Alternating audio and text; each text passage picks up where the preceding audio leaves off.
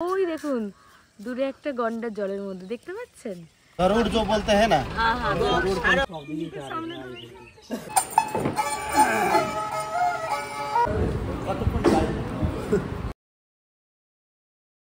আমাদের একদম Chhotu sir room. নমস্কার বন্ধুরা, সবাই কেমন আছেন? আশা করি সবাই খুব খুব খুব ভালো আছেন। সাহেব বিবিয়ান ফ্যামিলির নতুন একটা ব্লগে সকলকে স্বাগত জানাই। এখন বাজে ঘড়িতে ঠিক 5:15। আমি দেবাশিস আমরা রেডি হয়ে পড়েছি, কারণ আমরা আজকে যাব হচ্ছে চিতওয়ানের এখানে একটি জঙ্গল সাফারিতে। তো আমাদের টাইমিং দিয়েছে হচ্ছে 5:30, তো ওই জন্য একটু আগে ওঠা। সব থেকে বড় কথা, এটা আমার আর দেবাশিস দুজনেরই ফার্স্ট টাইম জঙ্গল সাফারি। এটাকে কখনো জঙ্গল সাফারি করার সৌভাগ্য আমাদের হয়নি, ফলে আমরা দুজনেই খুব এক্সাইটেড। আর আমাদের কত কি খরচ হচ্ছে সবটাই আমি সময়ের সাথে সাথে তুলে ধরবো। অ্যাকচুয়ালি যখন দেবাশিস এটা বুক করতে গেছিলো আমি ওর সাথে যাইনি, ফলে এখন এক্স্যাক্ট আমার পুরো অ্যামাউন্টটা জানা নেই। তো আমি সমস্ত কিছু আপডেট আপনাদের দেব, আর সাথে দেখাবো জঙ্গল সাফারিতে আমি কি কি দেখছি। হোপ কিছু একটা দেখতে পাবো, এটাই একটা আশা নিয়ে যাওয়া। সবটাই তো অবশ্যই লাকের ওপর ডিপেন্ড করে। তো চলুন আস্তে আস্তে এগোই। তবে এখনও যেহেতু আমাদের সহযাত্রীরা ওঠেনি, ফলে কিন্তু এখনও কেউ নিচে নামেনি, আমরাই ফার্স্ট। তো আপাতত আমরা সামনে ওই যে জঙ্গলটাকে দেখাচ্ছিলাম, যে যেখান থেকে গেলে নাকি আপনাদের কিছু বন্য প্রাণী দেখার সম্ভাবনা থাকে। তো আমরা হেঁটে হেঁটে ওখানেই যাচ্ছি, একটু গিয়ে দেখি যদি কিছু দেখা যায়। বলতেই বলছিলাম আমরা জায়গাটা পৌঁছে গেছি, মানে যেখানটা থেকে হেঁটে দেখা যায়। ওই দেখুন দূরে একটা গন্ডার জলের মধ্যে দেখতে পাচ্ছেন। এখানে লোকাল কিছু মানুষ বলে দেখো গেন্ডার হে। তো এটা জঙ্গল, আর এইখান থেকে ওনারা সব বেরোয়। আমি একটু জুম কমাচ্ছি, এই নদীতেই ওদেরকে বেশি আর কি দেখা যায়। তো আরও কিছু দেখার একটু অপেক্ষা, আশা সবটা রেখে। আরে দূরে হাতি, ওই যে হাতি দূরে, দূরে একটা হাতিও দেখেছি। ওই যে একটা হাতিও আছে দূরে, ফার্স্ট টাইম আমি দেখছি। আমি তো খুব এক্সাইটেড, দারুণ লাগছে, দারুণ লাগছে। বাহ, কই আচ্ছা কুমিরও আছে নাকি? চলো দেখে নিলাম, মানে সমস্ত কিছু একেবারে দেখে নিচ্ছি এই নদীতে দাঁড়িয়েই। আরে বাপরে, দেখতে পাচ্ছেন আপনারা কতগুলো কুমির। সত্যি এত সকালে ওঠা কিন্তু একদম সার্থক হয়েছে। আচ্ছা, সাথে দেখা মিলল কিন্তু হরিণ, ফলে সকাল 5টায় উঠে এদিকে আসাটা কিন্তু একেবারে সার্থক। দেখতে পাচ্ছেন আমি একটু জুম করছি, এর থেকে জুম হবে না, হলে ফেটে যাবে। দারুণ লাগছে। এই লোকাল মানুষদের সাথে কথা হলো, ওনারা বললেন এই নদীটার নাম হচ্ছে রাপ্তি নদী, এবং বললো বর্ষাকালে নাকি এই রূপটা আরো ভয়ঙ্কর হয়, অনেক জল উপরে উঠে আসে। তো হলো আমাদের জঙ্গল সাফারির জিপ। এখন আমরা এই জিপটাতে উঠবো, এটা করেই আমরা সাফারিতে যাব। আমাদের জার্নি স্টার্ট হয়ে গেল। আমরা 16 জন মিলে একসাথে বেরিয়ে পড়েছি। একদম আমরা ফ্রন্টে বসে, এত হাওয়া আছে, ডিসঅ্যাডভান্টেজ কিন্তু সামনে বসা। এই আমাদের সব সহযাত্রীরা, এই যে সবাই একটু এদিকে। ও কাকিমা হাত নাড়াও। এই তো এখন আমরা আনন্দ, এই তো দেখিয়েছি সবাইকে। কি টিকিট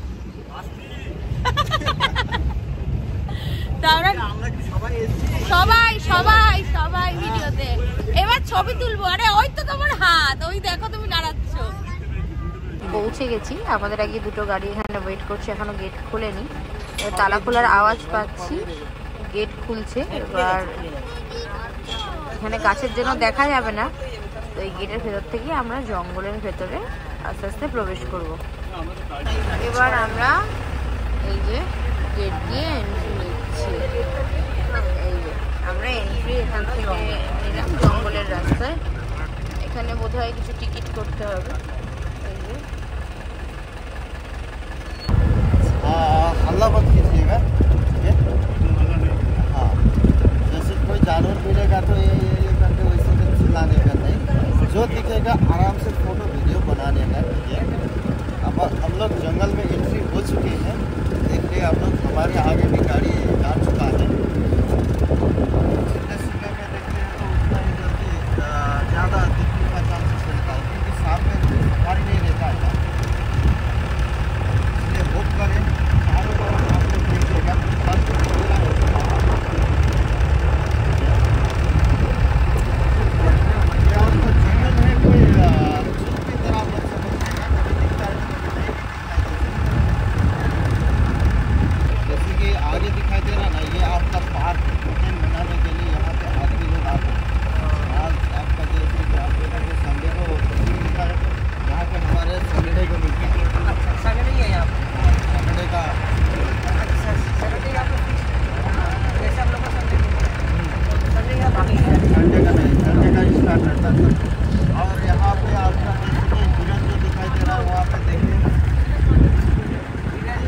তো খাঁচার মধ্যে আটকে পড়ে।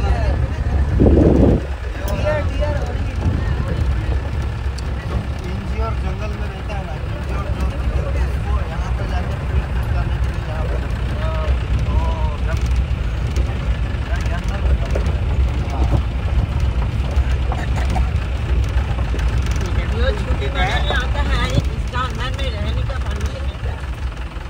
यहाँ पे अंदर पे नहीं जाते, यहाँ जो दिखाते हैं वहाँ पर। अच्छा,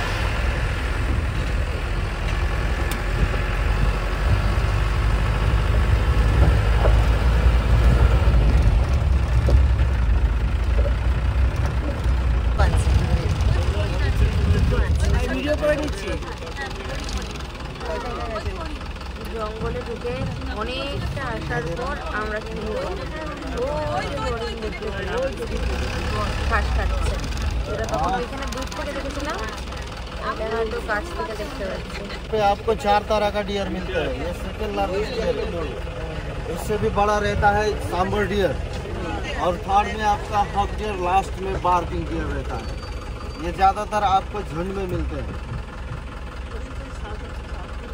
ये जितने भी हैं ये टाइगर का फूड और तेंदुआ का। গাড়ি এগোলে আমরাও এগিয়ে দেখতে বাচ্চা বড় মিলিয়ে সব আছে, যত জঙ্গলের ভিতরে তত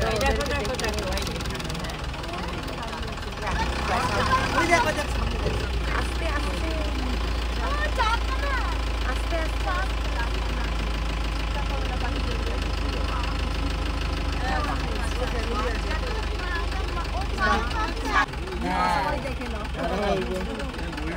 ময়ূর, আমরা প্রথম উড়ন্ত ময়ূর দেখলাম, এর আগে কখনো দেখিনি। আস্তে আস্তে হ্যাঁ উড়লো তো করলাম একটুখানি। কোথায় গেল তো? আচ্ছা ওই দূরে ময়ূর দেখা যাচ্ছে, এই যে ময়ূর দেখা যাচ্ছে। ফাইনালি একটু জঙ্গল থেকে এলেন বাইরে। जिसको लेसर एजुटेंट बोलते हैं, गरुड़ जो बोलते हैं ना, गरुड़ पंछी वाला। সারসও দেখে নিলাম এই সুবাদে। হরিণ, উড়ন্ত ময়ূর, সারস।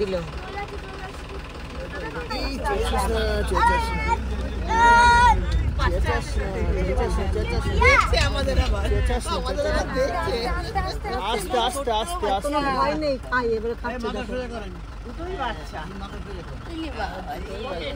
ওটা একটু বড় আছে। আরো কাছ থেকে হরিণ দেখলাম। এই জঙ্গলে প্রচুর হরিণ, আমরা এতক্ষণ দূরে ছিলাম, এখন এই কাছ থেকে দেখতে পাচ্ছি।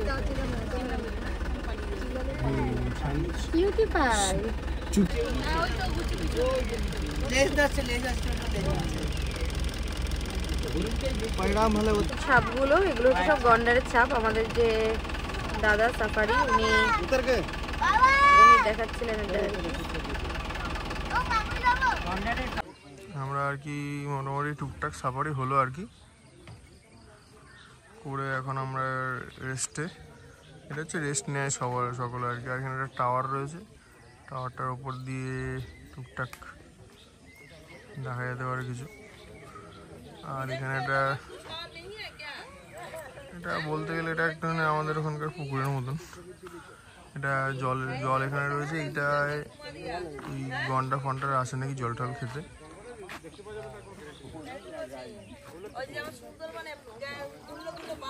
এই যে আমার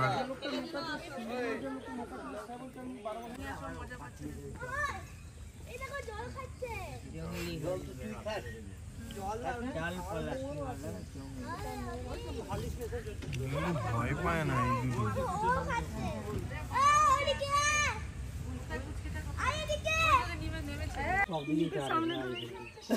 দারুন দারুন, তাই না? পয়সা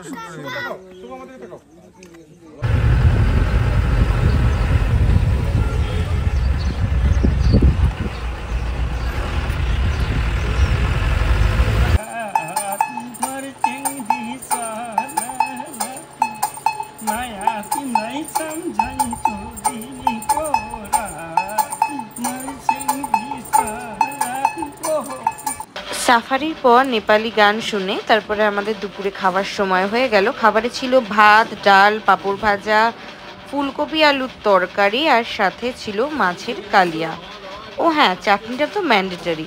প্রত্যেকটা খাবার অসাধারণ এবং ঘরোয়া, এবং প্রত্যেকে, আমাদের সাথে তো বিভিন্ন বয়সের মানুষরা আছেন, খুবই এনজয় করছি। আফটার লাঞ্চ অ্যান্ড ব্রেকফাস্ট আমরা ফিরে এলাম। তো আমাদের ব্রেকফাস্টে আমি যেহেতু সে সময় শুরু করতে পারিনি, তো দেবাশিস থেকে শুনলাম লুচি আলুর তরকারি ছিল। আর লাঞ্চ তো দেখালামই কী কী মেনু ছিল।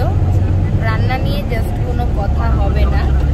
আপাতত আমাদের বাস ছেড়ে দিল, আমরা চিতওয়ান থেকে বেরিয়ে এখন যাচ্ছি কাঠমান্ডু। আজকে আমরা এখন কাঠমান্ডু থাকবো।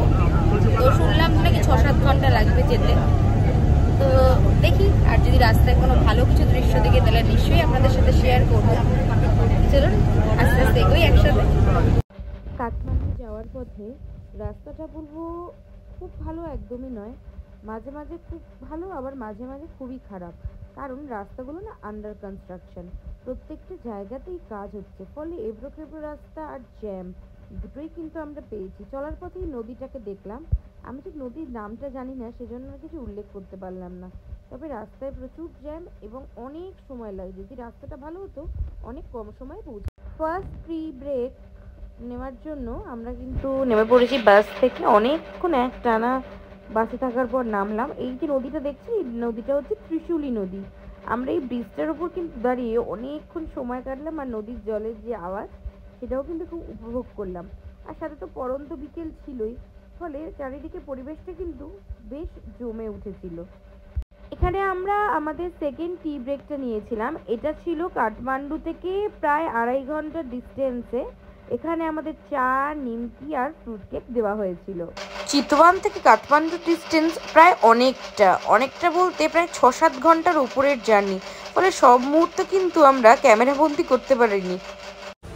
আমরা পৌঁছে গেছি ফাইনালি কাঠমান্ডু। এখন ঘড়িতে বাজে হচ্ছে ঠিক রাত 8:45। এটা হচ্ছে আমাদের 3 দিনের থাকা রাস্তা না। চলুন ভেতরে যাই। রিসেপশন এরিয়া, লিফট আছে স্পেশালি। চলে এসছি আমরা আমাদের রুমে। তো আমাদের একদম ছোটসা রুম, ছোট্ট রুম। এটা ছোট্ট bed, mirror, AC, cabinet, TV cabinet, একটা টেবিল, আর এটা হচ্ছে ওয়াশরুম। তো ঠিক আছে, একটু ফ্রেশ হই, তারপর দেখা হচ্ছে। এই টেবিলে লবণের লোক আছে। রাতে চলে এসে গরম গরম ডাল, ভাত, আলুর চোখা। সকালে আমি ওইখান থেকে কিনেছিলাম পরোটা। তো এই পরোটাটাও নিয়েছি, দেবাশিস আমি সবকিছু শেয়ারিং এ খাবো। আর সম্ভবত আছে, মনে আছে না, আছেই হচ্ছে ডিমের কারি আর চাটনি আছে কিনা জানি না। অ্যাকচুয়ালি আমরা এখানে ঢুকেছি তখন প্রায় 9টা, তো এখন বাজে 11:45। তো এত তাড়াতাড়ি যা হয় সেটাই অমৃত। তো ডিনার করে চলে এলাম। ডিনারের মেনু তো দেখালাম, একদম পুরো ঘরোয়া খাবার। মানে এনাদের এখানে যা যা খাবার খাচ্ছি কোনোটাই মনে হচ্ছে না যে বাইরের খাবার, একেবারে মনে হচ্ছে বাড়ির খাবারই তো মানে তৈরি করে খাচ্ছি। আর সব থেকে বড় কথা, এই খাবারগুলো খেয়ে না শরীরে কোনো প্রবলেম হচ্ছে না। কারণ এক দিনে প্রচুর আমরা ট্রাভেল করছি, কিন্তু সেক্ষেত্রে কিন্তু কোনো প্রবলেম আমাদের হচ্ছে না। সব থেকে বড় কথা, আমরা ওখানে 1:30 সময় যখন বেরোই, আমরা তো সবাই মোটামুটি লাঞ্চ করেই বেরিয়েছি। রাস্তায় কিন্তু আমাদের বেশ অনেকটা আসার পর একটা টি ব্রেক দেওয়া হয়। তারপরে যখন আমরা আমাদের এই কাঠমান্ডু থেকে অনেকটা দূরে ছিলাম, মানে 2-2.5 ঘন্টা ডিস্টেন্স ছিল, তখন কিন্তু ওনারা আমাদেরকে বিস্কিট ছিল না, কেক ছিল না, ফ্রুট কেক, নিমকি আর চা দিয়েছিল। ফলে দেখুন সন্ধ্যেবেলায় রাস্তা থাকলেও কিন্তু ভরপেট খাওয়া হয়ে যাচ্ছে। হ্যাঁ আচ্ছা, যারা কফি খেয়েছে তারা, আমি যেহেতু নামিনি ব্যাপারটা আমি ঠিক অতটা জানি না। আর রাতের খাবার তো দেখলাম। আর হোটেলের রুম নিয়ে কোনো কথা হবে না, ওনাদের আতিথেয়তা নিয়ে কথা হবে না। আবারও বলছি, কেউ কিন্তু দয়া করে ভাববেন না এটা কোনো পেড প্রমোশন। আমরা কিন্তু নিজেদের টাকাতে ঘুরতে এসেছি, মজা করতে এসেছি। এখন অবধি তো সব ভালো গেছে। আচ্ছা, মেন আমি বলছিলাম জিপ সাফারি নিয়ে কিছু ইনফরমেশন দেবো। অ্যাকচুয়ালি জিপটা দেবাশিস বুক করেছে, ফলে ওইটা আমি জানি না। তো আমি দেবাশিসকে বলবো পুরোটা একটু বলার জন্য। বল। জিপ সাফারিটা হচ্ছে একটা হচ্ছে যেটা আমরা ওই কি নেচার পার্ক না কি ওটাতে আমরা যাইনি। ওটাতে গেলে ওটার রেট কি আছে? না, নেচার পার্ক ছিল না, পাগলা। কি এটা? ন্যাশনাল পার্ক, যেটা ন্যাশনাল পার্ক। চিতোয়া ন্যাশনাল পার্ক। ওখানে মেন যেটা ছিল একটু টাকার রেটটা বেশি, ওটা আমার এই মুহূর্তে আমার পড়ছে না, তবে ওটা 4 ঘন্টা সাফারি, বাট কোনো গ্যারেন্টি নেই যে আপনি ওখানে গেলে কিছু দেখতে পারবেন। বাট হ্যাঁ, ওখানে যেটা আমি দেখলাম সবাই কিন্তু নদী পার হয়ে, বেশিরভাগ ফরেনাররা কিন্তু ওটাই অ্যাভেল করছে, তো তার মানে হয়তো ওখানে কিছু না কিছু আছে, বাট আমাদের সময় খুব কম ছিল, আমরা করিনি। তবে যদি পরের বার আসি ডেফিনেটলি একবার করবো। আর আমরা এটাই গেছিলাম মানে ন্যাশনাল ফরেস্টের বাইরে বাইপাস ফরেস্ট, ওরা যেটা আমাদের ভাষায় বললো, এটা হচ্ছে চতুর্মুখী ফরেস্ট। তো যেখানে কি কি দেখলাম সেটা তো আমি ভিডিওতে দেখিয়েই দিয়েছি। তো কত টাকা পড়েছে আমাদের সবার এই জিপ সাফারিটা? টোটাল হচ্ছে 16 জনের সিট। 16 জনের সিটে আর কি আমাদের নেপালি টাকায় আর কি 500 টাকা করে পার হেড হিসাব মতন হয়েছে, মানে 8000 টাকা নেপালি। আমাদের ইন্ডিয়াতে হয়তো ওটা 300 টাকা করে পার হেড পড়েছে। আচ্ছা, সিটও ভালো। হ্যাঁ, তো শুনেই নিলেন ওভারঅল। কিন্তু আরেকটা জিনিস, যে হোটেলে থাকবেন ওই হোটেলওয়ালারাও ঠিক করে দিতে পারে, কিন্তু ওরা কিন্তু পয়সা বেশি চায়, ওরা নিজেরা একটা দালালি খেয়েই নেয়। এই সব থেকে ভালো হয় আপনারা নিজেরা এখানে এসে আপনারা নিজেরা এখান থেকে ঠিক করে নিন, এখানে অ্যাভেলেবেল, এটাই সব থেকে বেস্ট। হ্যাঁ, ওরা একদম ঠিক কথা বলেছে। আমরা যে হোটেলে ছিলাম আমরা কিন্তু সেখান থেকে কিছু নিইনি, আমরা কিন্তু বাইরে 2-3টে দোকান ঘুরেছি, তবে গিয়ে একটা ফাইনাল করেছি। এবং আমরা না, আমাদের সাথে যারা অনেকেই একসাথে আমরা গিয়েছিলাম, তো ওটাই বলবো, আসবেন নিজেরা দেখবেন বুঝবেন, যেটা সস্তা পাবেন সেখান থেকেই কিন্তু নিয়ে আপনারা জিপ সাফারি বা জিপ আপনাদের যেটা ইচ্ছা আপনারা যান। আর সপ্তাহে যে কোনো জঙ্গলে আপনারা যেতে পারেন, কিন্তু হাতে যেন সময়টা অবশ্যই থাকে। তো যাই হোক, আজকের ব্লগটা এখানেই শেষ করছি। খুব তাড়াতাড়ি দেখা হচ্ছে নতুন একটা ব্লগ নিয়ে। ততদিন সবাই সুস্থ থাকবেন, ভালো থাকবেন, আর চ্যানেল নতুন হলে কিন্তু সাবস্ক্রাইব করতে মোটেই ভুলবেন না।